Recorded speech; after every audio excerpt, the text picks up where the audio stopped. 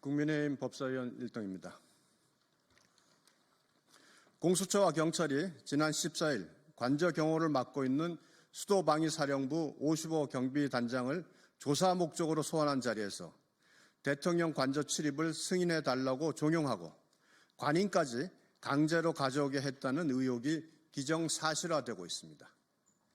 더욱 충격적인 것은 당시 강압에 못 이긴 55 경비단장이 어쩔 수 없이 부하 직원을 통해 가져오도록 한 도장을 공조원 수사관이 자기 마음대로 허가한다는 내용을 붙인 뒤 날인까지 직접 했다는 사실입니다. 또한 당시 55 경비단장은 관저 특수성을 고려해 경호처의 최종 승인이 필요하다고 구두로 수차례 설명했음에도 불구하고 막무가내로 관인 날인을 요청한 것으로 알려졌습니다.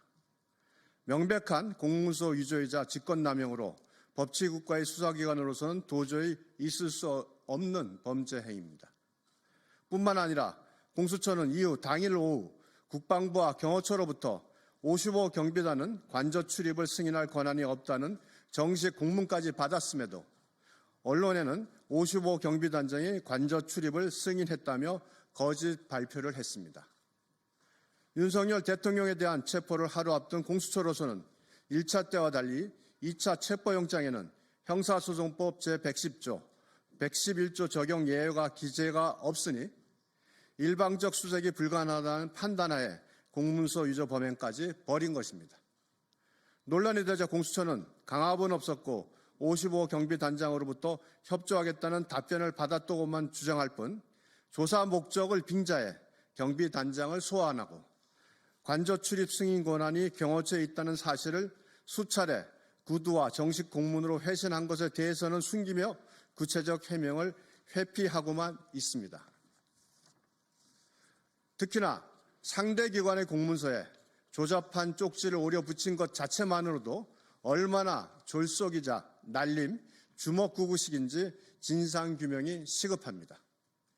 이에 우리 국민의힘은 공수처를 상대로 사실관계 확인을 위한 법사위 전체회의를 요구했으나 정청래 법사위원장을 비롯한 민주당은 안건 상정은 물론 일방적으로 산해하며 공수처와 경찰을 비호하고 있을 뿐입니다. 헌정사상 초유의 현직 대통령에 대한 조사라는 점에서 법과 원칙, 최소한의 절차적 공정성이 담보돼야 함에도 압도적 의석수를 무기로 의회 독재를 일삼는 정치 세력에 휘둘린 채 사실상 민주당의 하청기관으로 전락한 공수처와 검찰의 거듭된 불법 행위만을 두고만 볼 수 없습니다.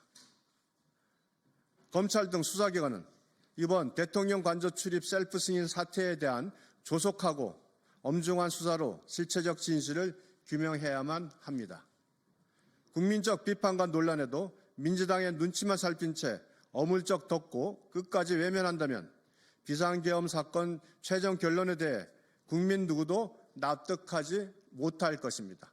감사합니다.